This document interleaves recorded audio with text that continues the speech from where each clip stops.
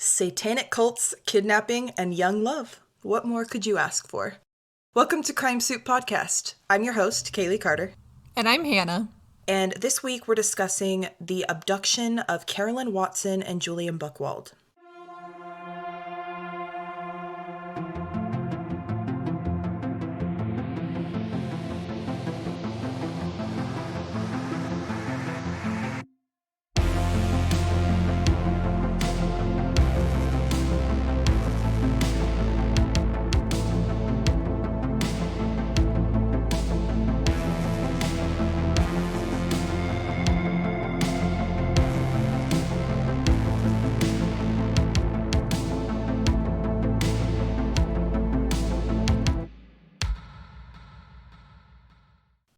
On the 4th of March 2008, 17-year-old Carolynne Watson and 22-year-old Julian Buchwald set off for a romantic picnic date near a waterfall in the remote area of Budgeree, Australia. I don't know if I was saying that right, but sounds right to me. A very non-professional Australian. The young couple had been dating for 2 years at this point, and by all standards, they were in a pretty serious relationship. They were so serious, in fact, that Julian had already proposed to Carolynne a year prior to this day, when Carolynne was only 16 and Julian was 21. Carolynne was in high school, and still was at this point, so she told Julian that while she did want to marry him, she wanted to wait until she was 18 and graduated. And I also want to remind you that they had been dating for 2 years. So she was 15 when they started dating, and he was 20. Mm-hmm. Red flags, ding-a-ling-and everywhere. They met in church. But they didn't even hold hands or kiss. They wanted to wait until they were married to show any sort of affection whatsoever. Wild to me. I don't know how people live like that. Yeah, you, Kaylee, just macking on all the boys. All of them. And girls. All of them. Everybody. Nobody's safe. Nobody's fucking safe. This is a side note. Maybe I shouldn't say this. I personally am not a fan of this brand of Christianity because I feel like it puts young people in really bad situations. Like, where they marry somebody because they were lonely and horny, not because they really knew each other. Yeah. But anyway, this waterfall date was something they did often because this destination was on the property that Julian's parents owned. Budgeree was an extremely rural town in the middle of nowhere. The population was about 200 people, and the closest large city is Melbourne, about a 2.5-hour drive away. Julian Buchwald's parents owned over 1,200 acres of bushland in this remote town, and if you're wondering how big that is, Central Park in New York City, USA is 843 acres. So it's a little bit bigger than Central Park. And Central Park is pretty big. It's like 1.5 times the size. Yeah. After picking Carolynne up from her parents' house in Churchill, which is a town about 20 minutes away from Budgeree, they made their way to Julian's house to check in with his parents before heading off on their date. The waterfall picnic destination was about a 30-minute drive away from the Buchwald house, and there was a small dirt road running through the property of empty bushland that they would take to get there. Apparently they did this activity often, and I don't know if Julian grew up on this property or had spent long enough on it to know it well, but he knew his way around just fine. As they drove down this dirt road, Julian pointed out what he thought was a huge animal that looked like had been hit by a car. And I guess he liked to look at roadkill, so he talked about how he wished that he had stopped to see it and that maybe he would stop on the way back to look at it. Which is okay, weird, but fine, I guess. Everyone's got their thing. His is roadkill. Okay. Okay.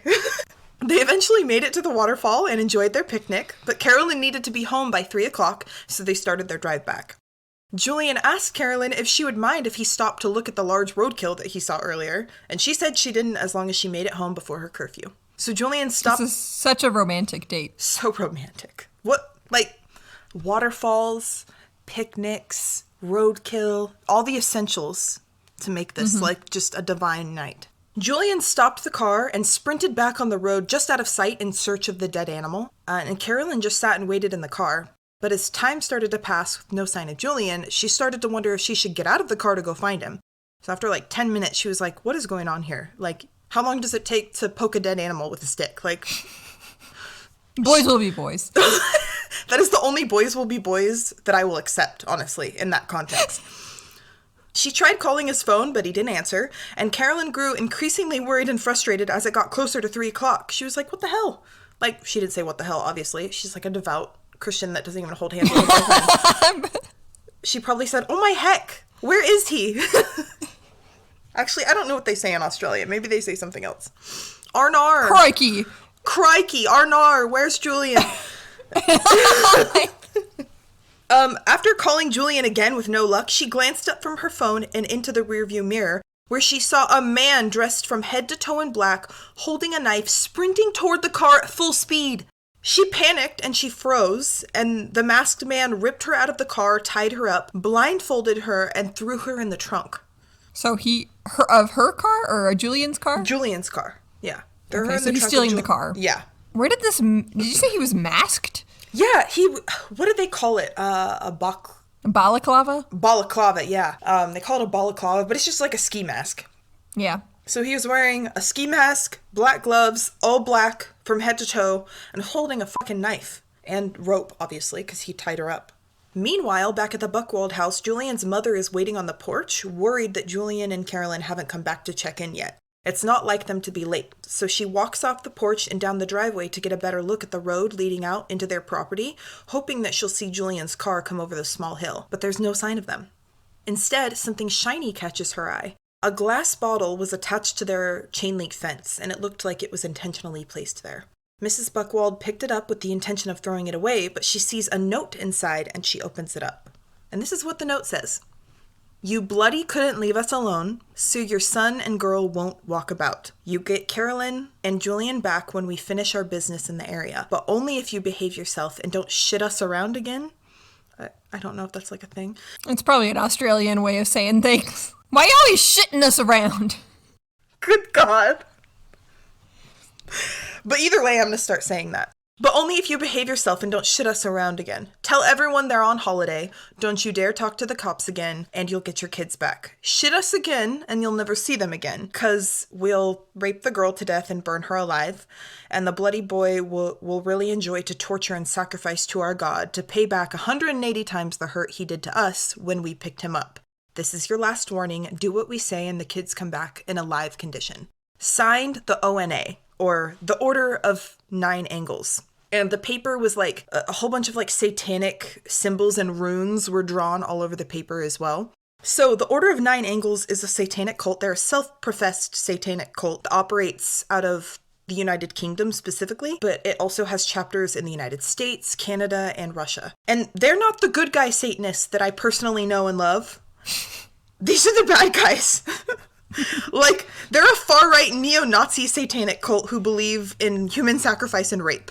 Like, gotcha. Bad news bears. They're not like your friendly neighborhood Satanists who are fighting for like abortion healthcare in the United States. Not those guys. These are the fuckers, okay?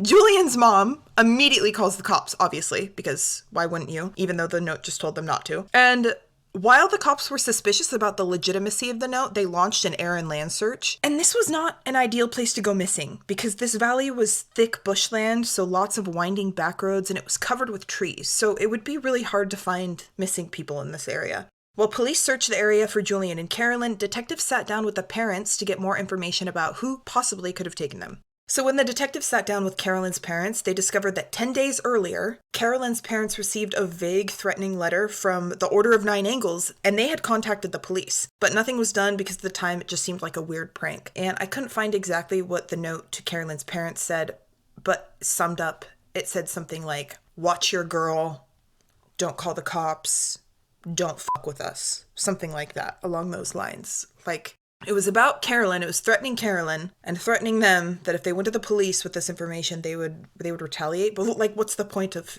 telling them? I don't know. So hold on, let me make sure I got this right. So Carolynne was actually threatened first. Yes, 10 days earlier. Okay. But the police were like, this is weird, but it's probably just like a bad prank. And so Carolynne's parents were like, okay, we won't worry about it too much then. Corroborating this information made the police realize that this was a much different scenario than they had previously thought, especially because when Miss Buchwald called the police, Carolynne and Julian had only been missing for like an hour. So to them, at first, like this seemed a little silly or just like a little prank, but now it was apparent that it was a much more like planned kidnapping. And it was also strange to police that the Order of Nine Angles would do this because there hadn't been a previously established report of this group in Australia, but at the same time it was possible that the group was loudly announcing their arrival in the area and wanted to do something that would get a lot of attention. Either way, the police weren't entirely convinced that they were dealing with an actual satanic cult because satanic cults are actually really rare. But they did believe that Julian and Carolyn were victims of foul play. As the days went by with no sign of Julian and Carolyn, the more police believed they were looking for bodies to recover and not just Julian and Carolyn. They only had the clothes on their backs, the food for that afternoon on their picnic, and if they somehow did manage to survive in the wilderness, they would have had to brave drastic temperature changes. It was super hot in the day and freezing at night, venomous and dangerous animals, and rugged terrain. On March 11th, 2008, 7 days after Julian and Carolyn went missing, a farmer was driving on a remote road in the mountains by Alpine National Park, nearly 250 miles from the town of Budgeree, when he saw Carolyn and Julian in little to no clothing on the side of the road. Yes, not knowing who 250 miles? Yes. And they were hardly dressed. They had hardly any clothes on. And he was basically driving through, and they stumbled out of the forest, just so happened while he was driving by, and he saw them and was like, something is wrong. So he pulled over to see if they needed help. And Julian and Carolyn explained who they were and pleaded for help, and the farmer took them to the hospital immediately. Detectives from Budgeree quickly learned the news and drove up to the hospital. The kids were sunburned, covered in cuts and bruises, but physically they were safe, which was a surprise to everyone considering all the factors, right? They had been missing for 7 days in the wilderness of Australia. You would not catch me dead even for an hour outside alone in anywhere in Australia, honestly, because everything there wants to kill you. I don't know how they survived. Including the people. Here's what happened, according to both of their stories, Carolyn and Julian's stories. When Julian got out of the car to see the roadkill, he couldn't find it where he thought that it had been, but he decided to keep searching just a few more minutes before giving up and going back to the car. So he walked far enough away from the car at this point that he had turned on a bend in the road, so he couldn't see the car. Julian says that when he finally came across the roadkill, it had been partially obscured by a bush, and that's why he had a hard time seeing it. So he lifted the bush to see the dead animal, and then he says he felt something hit him in the back of the head really hard and that everything went black. Julian explained that when he woke up, he knew that a lot of time had passed because it was dark out when he came to, and it was broad daylight when he had been hit. He didn't know where he was, he had hardly any clothes on, and his wrists and ankles were tied together, and he was tied to a tree. But miraculously, as he looked around, he saw a knife a few feet from him under some bushes. So he cut himself free, and he knew he needed to get out of there, but he didn't know where he was or where to go, so he just picked a random direction and ran. And then on Carolyn's side of the story, at the time when Julian's getting hit, Carolyn sees the man running up to the car in all black gloves, black ski mask with a knife in his hand. The man rips her out of the car, blindfolds her, hogties her, throws her in the back of the trunk, and then her kidnapper drives for 6 hours. She doesn't know exactly how much time had passed, but she knew it was a long time. When the car finally stopped, the man took her blindfold off, which is strange to me, and then drug her by the wrists through the woods, cut all of her clothes off with a knife, she was completely naked, and then started digging a hole in the ground with a shovel. The man tried to show Carolyn that this hole in the ground was for her. He was mocking her. He wasn't actually speaking to her, she said. But he was just trying to get her to look at the hole in the ground and implying with his hands and his body language that it was for her. And Carolyn watched in horror for several hours as the hole got deeper, fully convinced that she was watching this man dig her grave. When the hole got deep enough, the man picked Carolyn up and threw her into the hole, and she thought she was about to die. So she was frantic, and she wiggled to her knees and started to pray loudly. She was 17. I can't even imagine, the horror of this whole situation. Awful, awful, awful. And she was pleading for her life. After a moment, she heard her attacker walking away. The hole was too deep for her to see him, but she could tell that he had left the area. She was still trapped in the deep hole, tied up and naked, but she felt like her prayers had been answered, which is, insane. Because why did he walk away? What's the reason for all this, and hullabaloo? Also, why is the hole so deep? You don't need to dig a hole that deep if you're just, discarding a body. Well, everything about this scenario is, he's emotionally terrorizing her. He's mentally terrorizing her. He took her blindfold off so she could see. He stripped her completely naked, and he throws her in this super deep hole, and then leaves her? There's no reason for that except to terrorize her. Because if he just wanted to rape and kill her, which is what Carolyn thought he was going to do, he would have done that much earlier. Yeah. Darkness had fell, and Julian, who was still running, started calling out for Carolyn, hoping to find her, when he came upon her in the hole where the attacker had left her. So he miraculously finds her. He's just running, and he's yelling out for Carolyn's name. He figures, maybe the attacker took her too, and she's out here somewhere as well. So he starts yelling out for her. So you're saying that he put Julian in the car too and drove both of them the 6 hours? I guess so. Okay. But Carolyn didn't know this. And Yeah. Julian was blacked out, so he didn't know. But yeah, so he's calling out for Carolyn, and he hears her respond. And so he runs over, finds her in the hole. He jumps down into the hole, cuts her free, and then lifts her out. So they knew they had to get out of there, but Carolyn could hardly walk because she had been hogtied for over 7 hours. Like, tightly bound for over 7 hours in, like, teeny little spaces. That's awful. She could hardly walk. And Julian pointed out that before they left, they should look around for supplies because whoever took them happened to leave a knife right next to him. So he was under the impression that they left other things there, too. And sure enough, they found a sleeping bag propped up on a tree. And when they unrolled it, there were 2 jars of tahini, which is basically like ground sesame seed butter. Like, it's like peanut butter, but it's ground sesame seed. So they found 2 jars of tahini, half a pillowcase full of coconut, water, and a toothbrush inside of this rolled up sleeping bag. And it was just in the area, like, very conveniently, which is wild. At this point, Carolyn and Julian are like, our prayers are answered. Like, they're flabbergasted at this point. Because what are the chances, number one, that you get kidnapped by a satanic cult? So low. Like, the chances that you're kidnapped by a satanic cult are, like, almost non-existent. Almost non-existent. But what are the chances you get kidnapped by a satanic cult, are left for dead, manage to escape, and you find life-saving essentials, a knife, and a toothbrush carelessly left by those same attackers? Like, 0. The chances are 0. Well, like, almost 0, I guess, because it happened to them. And this is all day 1. So they were gone for 7 days total, but this all happened day 1. I'm sorry, but you made up this story. There's no way that this is real. You found me out. Is this another one of your weird-ass dreams?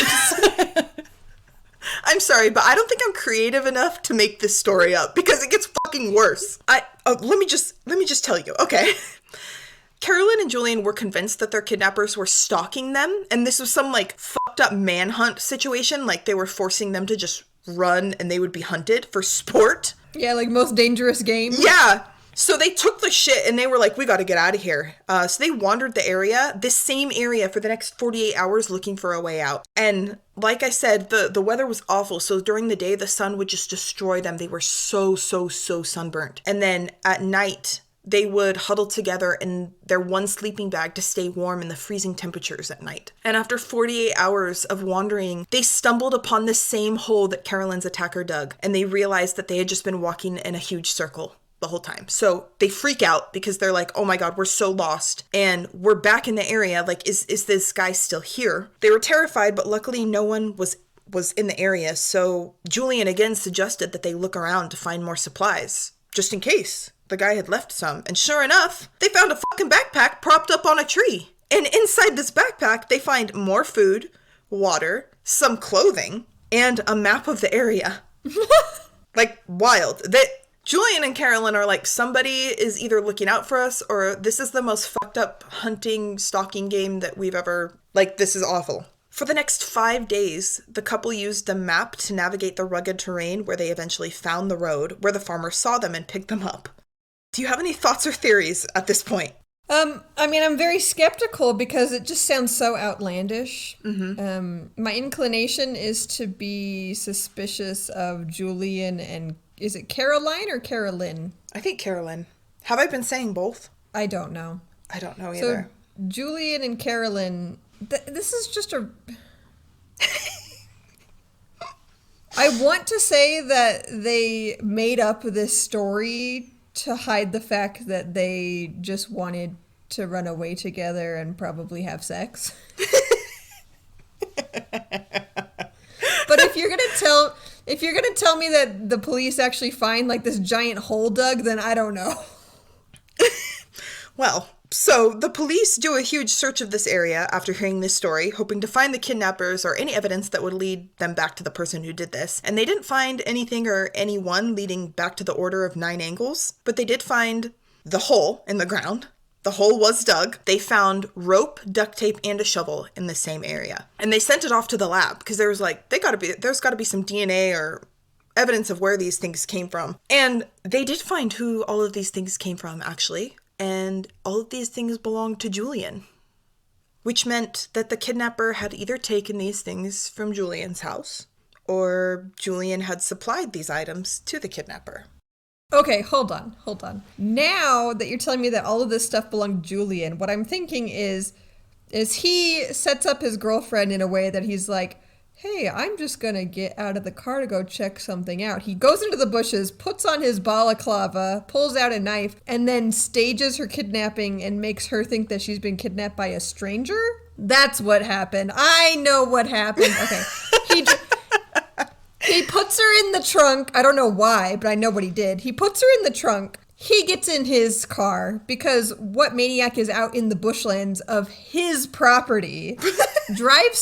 Drives her out and does this whole torture game because he's a psychopath? Is this like a weird BDSM thing taken to like the thousandth level? Do you want to hear the rest of the story? Is this like a role play gone like way crazy? They never had sex, but they were very freaky. Yes. Jesus Christ. No, do they break up? I need her to break up with him. Let me tell you the rest.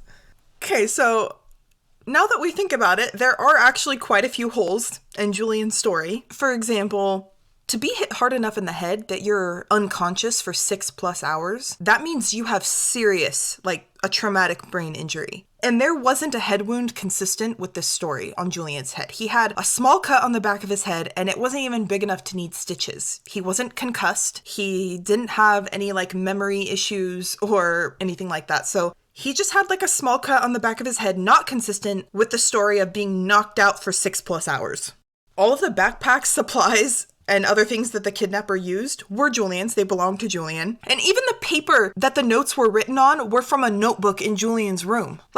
And at this point, the police knew something fucky was going on, and they put some pressure on Julian. And they were basically like, come on, dude, why'd you do it? And he cracked. At this point, he just told him everything.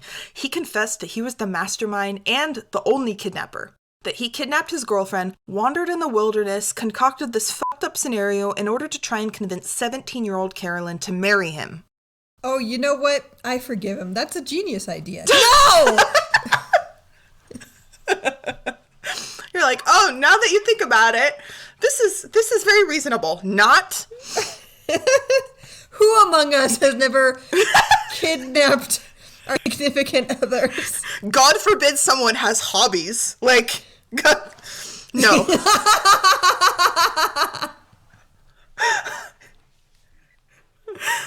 So days earlier, he had stashed this kidnapper outfit and all the supplies, and he staged the roadkill thing just so he could run to his stash and change into his little weirdo outfit. He staged this specifically so Carolynne would be traumatized and afraid for her life, just so he could swoop in as like her hero and savior, rescue her, and in his mind, like, seal the deal. He wanted her to trauma bond with him, and he knew exactly where they were the whole time. Like, he intentionally drug it out and forced them to wander, and this is the true heart of it right here. He drug it out so long because he wanted to convince Carolynne to have sex with him. That was the whole reason. Yes, to marry him, but mostly to have sex. That's the whole thing. So every night they'd get into the sleeping bag and Julian would give her some speech about how they needed to have sex to stay warm or else they'd die. That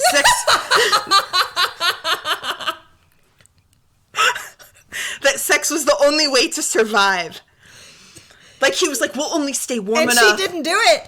She didn't fucking do it. And good for her. And Carolynne refused on religious principle. And Julian tried to convince her, like, to even have a small unofficial wedding ceremony that they'd say their vows and that in God's eyes it would be legitimate. And then they could have sex to survive. And every single night Julian did this. And every single night Carolynne refused him. So good for fucking her. The reason they were out for 7 days is because Julian wanted to wear her down. But he finally gave up because she just would not back down. So I'm so proud and they ran out of peanut butter. They ran out of fucking tahini. Good for Carolynne. Like, good for her for saying fuck no. Like, I'm glad that he didn't, like, assault her or anything. But, because God knows he's crazy enough to do it after all this. But he didn't want to be the bad guy. He desperately did not want to be the bad guy. So that's probably why he didn't do it. Carolynne sustained long-term injuries to her arms, neck, and back from being hogtied for 7+ hours and cramped into a trunk and a hole in the ground. And she also suffered like serious psychological damage after learning that her boyfriend created this horrific scenario, and they broke up. That's why he wasn't talking at all to her whenever he was playing the role of the kidnapper, because she would have recognized his voice. Exactly. And I'm actually surprised that he took her blindfold off while he was digging the hole. I guess, like, my brain immediately goes to, I'd be looking around everything in the area, I'd be trying to take in all the details. But if it felt hopeless, like if I felt like I wasn't going to live, then maybe I wouldn't have paid attention. Maybe my brain would have been like trying to dissociate and trying to figure out a way, like, I don't even know. So what happens next? So Julian was charged with kidnapping, abduction with the intent to marry, abduction for sexual penetration. You say intent to marry? Yes, that's a thing. No. What? Apparently it's happened enough times that they had to put it into fucking law. So that's a thing. Abduction for sexual penetration. What is going on in Australia? Honestly, nothing that isn't happening here. I can't point fingers when we live in the US of fucking A. Like, I'm not gonna point fingers. Faking his own kidnapping, theft, and then later he was charged with skipping bail. So Julian was granted bail before his trial, but he had the really smart idea to flee the country, because he's full of really smart ideas, clearly. His family was from Germany and immigrated to Australia 20 or so years prior, but Julian was actually born in Germany, so he didn't have Australian citizenship. And this blonde-haired, blue-eyed, light-skinned Julian decided to flee to India, and he somehow, I don't know how, he obtained a fake Indian passport and had the bright idea, again, full of amazing ideas, trying to pass as an Indian man by disguising himself in brown face makeup and dyeing his hair black. I'll have to send you the passport picture. He looks like a white guy in brown face. Like he's... We have a picture? Yes, I have a picture. I've seen white men in brown face. Have you seen that picture of Justin Trudeau in blackface? No, actually, I haven't. Oh, it's bad. Why do people do this? Why? Terrible idea. All of them. So I don't know how he got the Indian passport, but he actually made it out of the country.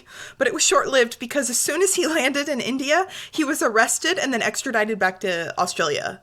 The Indian airport officials were like, you are fucking joking right now. They're like, welcome to our country. Just, can you step inside this room while we lock it behind you? Yeah. Literally, they were like, you have got to be joking right now. You dumb ass bitch. In 2009, he stood trial for his crimes and was found guilty on all accounts. And he was sentenced to 7 years and 9 months in prison for his original charges, and then an extra 6 months for skipping bail.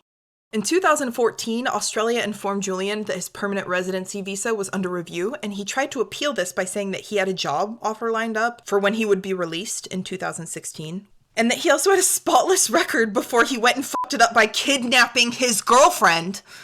But Australia obviously rejected his appeal in October 2014 and canceled his visa. So in spring of 2016, he was released and immediately shipped off to Germany. So he had distant relatives in Germany, but he didn't speak German because he was born in Germany, and then like a few years later, his parents moved to Australia. So I don't know what he's doing in Germany, but apparently if he had applied for citizenship before this, it would have been granted. And because he tried to apply after all this, Australia was like, nar, babe, nar, and shipped him back from whence he came. But, like, Carolynne and Julian's parents, like I said, they met at church and they all really liked each other and they were very like happy about this arrangement. So like they all knew each other, and I wonder what the fallout was after this because I couldn't find anything, because they all went to the same church in this really remote area where there were only like 200 people. So were the Buchwalds kind of like kicked out, like ostracized, not allowed to go back to this church? Was it just like boys will be boys and he just really wanted to marry her, I guess? Like, I desperately want to know the fallout of what happened after this. Budgeree. If anyone from Budgeree is listening, please, we want to hear the scoop. Spill the tea. Churchill, I think, which is about 20 minutes outside of Budgeree. That's where Carolynne's family lives. Alrighty. Oh, I don't have a sign off. You should do it in an Australian accent. I don't know if I can. How do you say thanks in an Australian accent?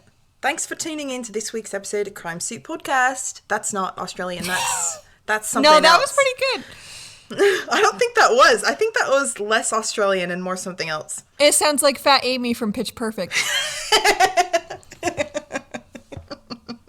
And she's Australian. I know. I don't think it sounded that good. Be sure to find us on social media and let us know your thoughts on this case. You can find us on YouTube and TikTok at Crime Soup Podcast and on Instagram and Twitter. They don't say Twitter like that. They say Twitter like something else, right? But you can find us on Instagram and Twitter at crime_soup. How do I say this? We also have a website. We have a website, crimesouppodcast.com, where you can listen to all of our episodes and buy your very own Crime Soup merch. I'm mixing them together, but you get the idea. As always, we'll see you next Tuesday. Stay safe and bon appetit.